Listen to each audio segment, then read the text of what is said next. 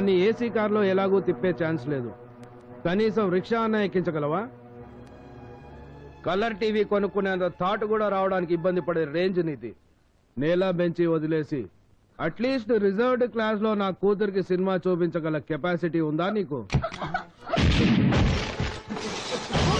Daddy Singapore వెళ్తా, daddy Mauritius వెళ్తా అంటే ఎగ్జిక్యూటివ్ క్లాస్ టికెట్ తో ఫ్లైట్ లో పంపా, స్టార్ హోటల్లో ఉంచా, ఏసీ కార్ బర్త్డే గిఫ్ట్ గా ఇచ్చా, రోజుకో డ్రెస్ కొనిపెట్టా, డ్రెస్ కో వాచ్ సెలెక్ట్ చేశా. ఇవన్నీ వదులుకొని నీ దగ్గరకు వస్తానంటుంది నా కూతురు. What can you do for her?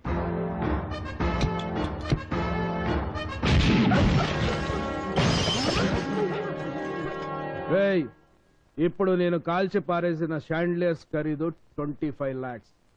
Seconds లో పెంకులు చేశా. నీ లైఫ్ లో అంత అమౌంట్ గురించి కలగని కూడా ఉండవు. నువ్వు నా కూతుర్ని ప్రేమించింది నిజమైతే, నా కూతురుతో నువ్వు నిజంగా కలిసి 7 అడుగులు నడవాలనుకుంటుంటే నీ చిరిగిన చెప్పులు తీసేసి ఈ 25 లక్షలు విలువ చేసే గాజు పెంకుల మీద 10 అడుగులు నడుచుకుంటూరా. స్వయంగా నేనే నీ కాలు గడి కన్యాదానం చేస్తాను. కమాన్.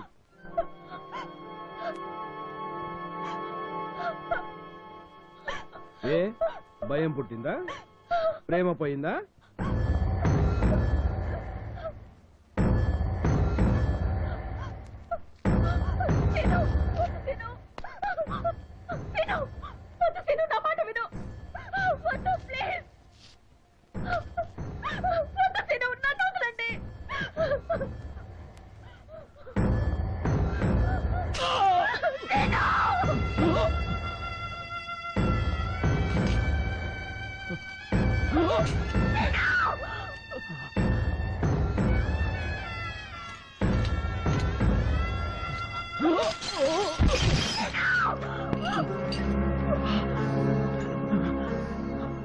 రెండు అడుగులు కూడా వేయలేనోడివి నీకు ప్రేమ ఎందుకురా? పెంకుల మీద నడవడానికి నీకెంత బాధో, నా కూతురు నీ మురికి బస్తీలో నడుస్తానంటే నాకు అంతే బాధరా.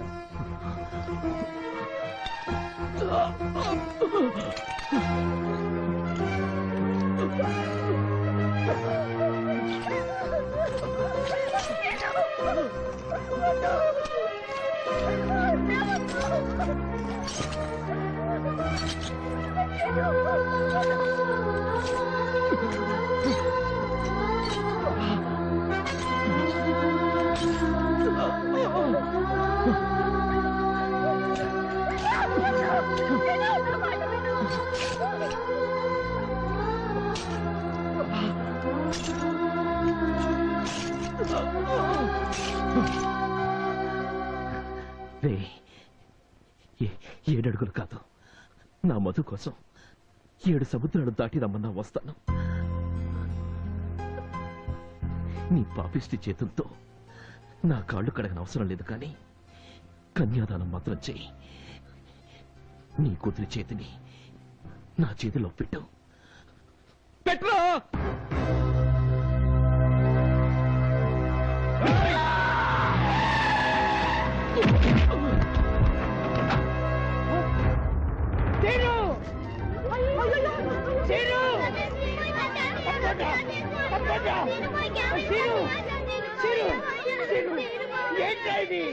ఎవరైనా గొర్ర చేసింది?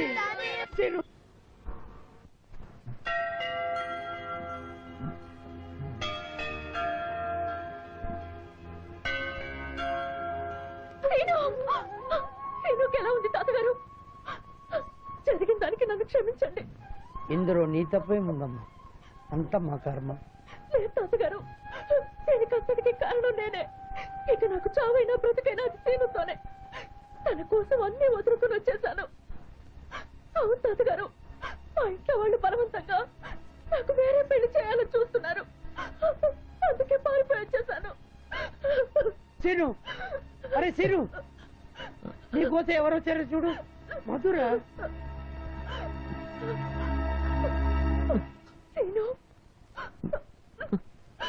ఇంకా మూలుగుతున్నావేంట్రా? లేచి కూర్చో. నీకోసం ఇంటిని, ఇంటి వాళ్ళని, అన్నిటిని వదులుకుని వచ్చేసిందిరా.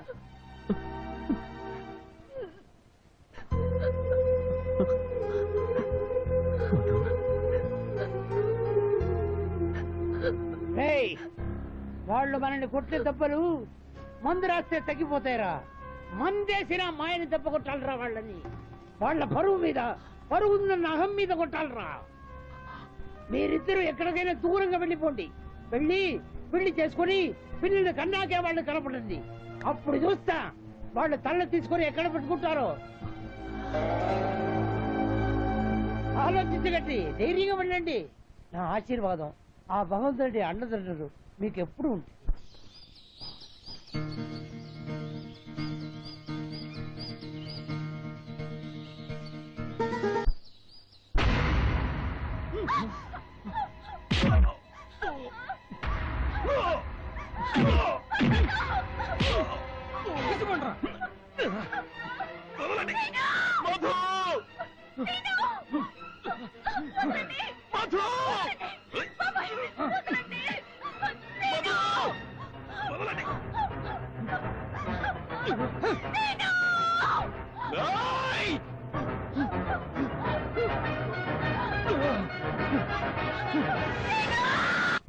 మీ నాన్నగారి మాట కాదని పెళ్లి చేసుకున్నావనే ఆవేశంలో వాళ్ళు తొందరపడి అలా చేశారే కాని నీ మీద కోపంతోనూ నిన్ను బాధ పెట్టాలనో కాదమ్మా. అవునరా, నువ్వంటే మాకెంత ప్రాణమో నీకు తెలుసు. మేం చేసింది పొరపాటే. మా మీద కోపం ఉంటే మమ్మల్ని కొట్టు, అంతేకాని నువ్వు కడుపు మార్చుకోవద్దురా. 3 రోజుల నుంచి ఏమీ తెలియదు. ఈ విషయం మీ నాన్నగారికి తెలియకుండా ఎలాగో దాచాం. ఆయనకి తెలిస్తే తట్టుకోలేరమ్మా. ఒక్క ముద్ద తినా. అందరినీ ఏడిపిస్తూ నువ్వు వేడిస్తూ ఇలా పస్తులుండి ఏం సాధిస్తావు? అబ్బా మీరు ఊరుకోండి. తిందా మమ్మ కాదు, ఒక్క ముద్ద తినమ్మా.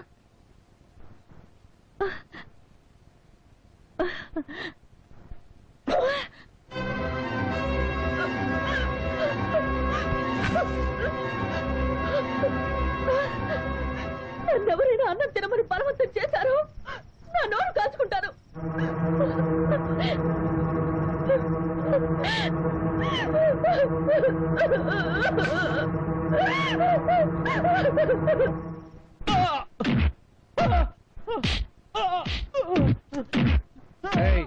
ఇచ్చిన చాలు కానీ అలా తీసుకురండి.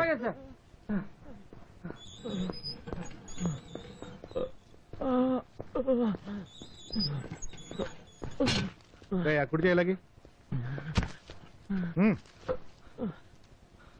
అనుకమిడ ఓరిని నేను డబుల్ కోటింగ్ ఇచ్చి వీళ్ళతో కోటింగ్ ఇప్పించినా ఇంకా నీ పొగరు తగ్గలేదన్నమాట. మర్యాదగా సంతకం పెడతావా మళ్ళీ కోటింగ్ ఇప్పించమంటావా? ఎందుకు పెట్టాలి? కారణాలు చెప్పుండే వారు సంతకం పెట్టరేంట్రా? చెప్పేయంట్రా. ఆ మధ్య హోమ్ మినిస్టర్ గారిని హత్య చేసి ఆ హత్యను నేనే చేశానని అప్రూవర్ గా మారినందుకు పాకిస్తానీ ఐఎస్ఐ ఏజెంట్లకు అక్రమంగా ఆయుధ సామాగ్రి సప్లై చేస్తున్నప్పుడు రెడ్ హ్యాండెడ్ గా పట్టుకున్నాం కదా, అందుకు.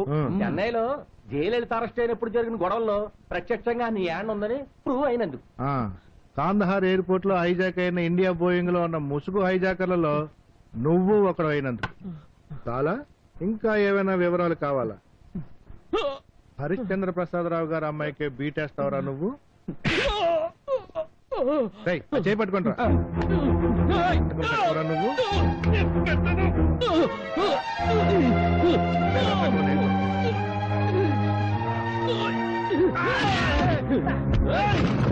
పట్టుకోండి.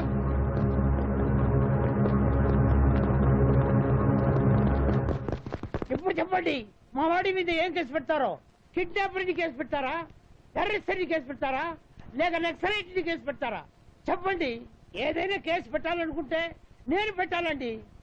అమాయకుడైన నా మనవాడిని అరెస్ట్ చేసి సెల్లో వేసడానికి మీ మీద కేసు పెట్టాలండి. ప్రేమించి పెళ్లి చేసుకున్నాక నా మనవాడిని కొట్టి వాడి భార్యని తీసుకెళ్లేందుకు వాళ్ళ మీద కేసు పెట్టాలి. నల్లా ఇరుకు, రొంబ నల్లా ఇరుకు. రెడ్డి గారు, సిఏ గారు ఇప్పుడు ఏం మాట్లాడారండి? ఏం లేదురా, ఆ ముసలోడు చెప్పిన కథ చాలా బాగుందన్నాడు. ఇంతకే ఆయన మాట్లాడింది ఏ భాష అంటే? సంస్కృతమా? అదే బెంగాలీ. బెంగాలీయా? ఆ భాష ఈయనకి ఎలా తెలుసండి? కర్ణాటక బోర్డర్ లో కొంతకాలం పనిచేశారు కదా. అంటే కర్ణాటకలో బెంగాలీ భాష మాట్లాడతారన్నమాట. మరి బాగుంది పెద్ద ఆయన, చాలా బాగుంది.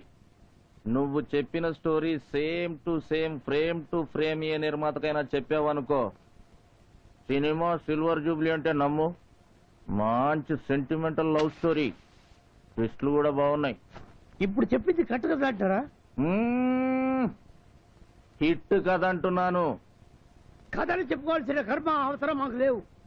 ఇప్పుడు నేను చెప్పిందంత పచ్చి నిజం. కావాలంటే ఆ అమ్మాయిని అడిగి తెలుసుకోండి. తెలుసుకుంటా. రేపే ఆ అమ్మాయి ఇంటికెళ్ళి ఆరా తీస్తా. తాను గనక మీరు చెప్పిన స్టోరీ రియల్ స్టోరీ కాదు, రియల్ స్టోరీయే, తన పేరెంట్స్ వాళ్ళని విడదీయాలనుకున్న మాట నిజమే అని చెప్పిందనుకోండి, వాడెబ్బా ఎవడడ్డం వచ్చినా అమ్మాయిని తీసుకొచ్చి మీ మనవడికి అప్పచెప్పి మీరు చెప్పినట్టుగా వాళ్ళ మీద కేసు పెడతా.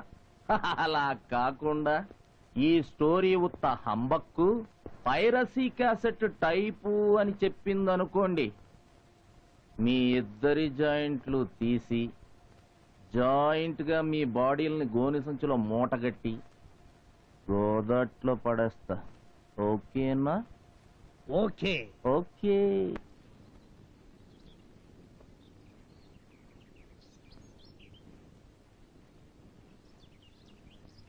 సార్, అయ్యగారు రమ్మంటున్నారండి. Good morning sir. Good morning. I'm Balaram, inspector of police. కూర్చోండి. Thank you. అవును, మీకు మాతో పనుండే వచ్చాను. మొన్న 12వ తారీఖున మీ అమ్మాయిని కిడ్నాప్ చేశాడని సీను అనే కుర్రాడి మీద కేసు పెట్టారు కదూ. అవును. ఇప్పుడు ఆ కుర్రాడు తాతగారు వచ్చి మీ అమ్మాయి కిడ్నాప్ ఎపిసోడ్ అంతా ఒట్టి బోఫోర్స్ అని, ఆ కుర్రాడు మీ అమ్మాయి ఇద్దరు మేజర్స్ అని, వాళ్ళు పెళ్లి చేసుకోవటం ఇష్టం లేని మీరు బలవంతంగా వాళ్ళని విడదీశారని, ఆ కుర్రాడిని చావుగొట్టి రివర్స్ లో కేసు పెట్టారని కంప్లైంట్ చేశాడు. అంతా పచ్చి అబద్ధం సార్. ఆ రాస్కల్ డబ్బు కోసం నా కూతుర్ని కిడ్నాప్ చేశాడు. అంటే వాళ్ళ మాటలు నమ్మి మమ్మల్ని అనుమానించి ఇక్కడికి వచ్చారా? తప్పదు సార్. మీ మాటలు నమ్మి వాణ్ణి లోపల తోసంగా డ్యూటీ. అయితే ఇప్పుడు మమ్మల్ని ఏం చేయమంటారు? ఏముంది సార్, అంతా అబద్ధం అని మీరే చెప్పారుగా. సేమ్ ఇదే ముక్క రేపు మీ అమ్మాయితో చెప్పించండి చాలు. రేపు ఒక్కసారి మీ అమ్మాయిని తీసుకొని పోలీస్ స్టేషన్కి రండి. ఏమిటండి మీరనేది? తెలిసే మాట్లాడుతున్నారా? మా ఇళ్లలో ఆడవాళ్ళు స్టేషన్కి వస్తే రేపటి నుంచి తలెత్తుకుని తిరగలమా? స్టేషన్కి వెళ్ళొచ్చిన పిల్ల అంటే దానికి పెళ్ళవుతుందా? మాకంత కర్మేమీ పట్టలేదండి. మాట్లాడరేం బావగారు? అంత కర్మ మీకు పట్టనప్పుడు, స్టేషన్కి వస్తే మీ పరువు పోతుంది అనుకున్నప్పుడు మీ అమ్మాయిని కిడ్నాప్ చేసిన వాడి మీద కేసు ఎందుకు పెట్టారు? వదిలేలేకపోయారా? మాట్లాడరే. అప్పుడు మాత్రం మీకు పోలీసోడు కావాల్సి వచ్చాడా? మీవి పరువు గల కుటుంబాలు, మావి మాత్రం పరువు లేని ఉద్యోగాలు. కరిచే కుక్కని భైరవుడని పూజిస్తారు, కాటేసే పాముని నాగదేవతని కొలుస్తారు, పుట్టల్లో పాలు పోస్తారు. కానీ కాపాడే పోలీసుని, రక్షించే పోలీస్ స్టేషన్ ని మాత్రం బ్రోతలౌసుల్లాగా హీనంగా, నీచంగా చూస్తారు. అది కాదు సిఐ గారు, ఆవిడ ఉద్దేశం. ఏం పర్లేదండి, ఇందులో ఆవిడ తప్పేం లేదు. మా డిపార్ట్మెంట్ లో కూడా కొందరు నీచ్ కమీనే కుత్తేగాళ్ళు ఉన్నారు. మందు పాత్రలు పెట్టి పేల్చేస్తున్న సిగ్గు లేకుండా అడ్డదారులు తొక్కుతూనే ఉన్నారు. అందుకే అందరికీ మేమంటే చీప్ ఒపీనియన్. ఓకే, మీకు పోలీస్ స్టేషన్ రావడానికి ప్రెస్టేజ్ అడ్డొచ్చినా గుడికి రావడానికి అభ్యంతరం లేదుగా? మిమ్మల్నే. అబ్బే లేదండి. అయితే రేపు శుక్రవారం మార్నింగ్ 10 గంటలకి మీ అమ్మాయిని తీసుకుని సాంఘీ టెంపుల్కి రండి. మేము అక్కడికి వాణ్ణి తీసుకొస్తాం.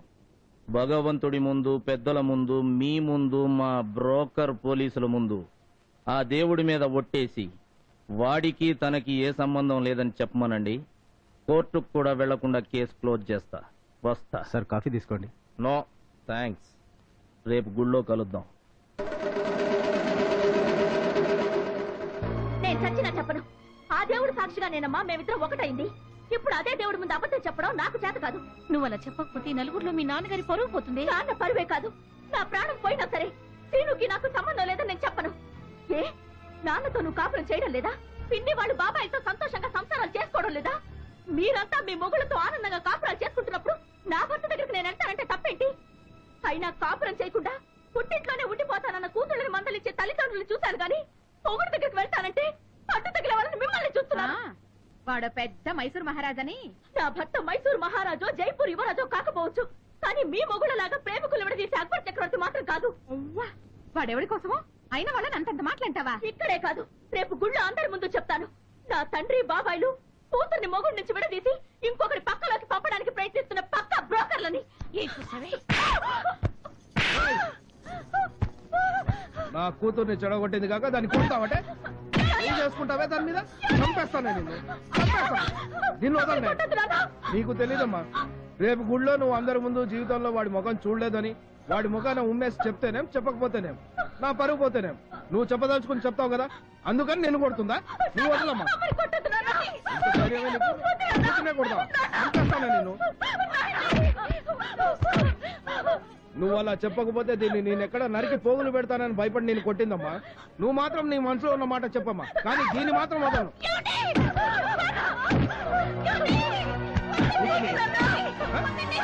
చంపేస్తా. నేను దండం పెడతాను. అమ్మనే చేయొద్దు నాన్న. రేపు గుళ్ళో నువ్వు చెప్పమన్నట్టు చెప్తాను. అమ్మను వదిలేయండి నాన్న. అన్నయ్య అన్నయ్య ఇక ఊరుకోండి అన్నయ్య. బావగారు రేపు మీరు చెప్పమన్నట్టు చెప్తానందిగా ఇంకూరుకోండి బావగారు. మ్మ్.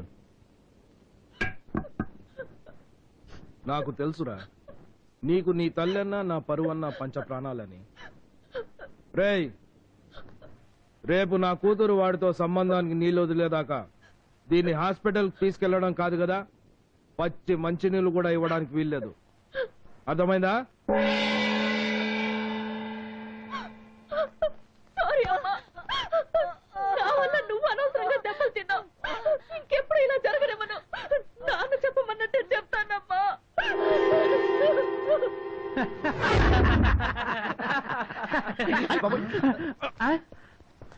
సార్ సార్ సార్ సార్ నమస్తే సార్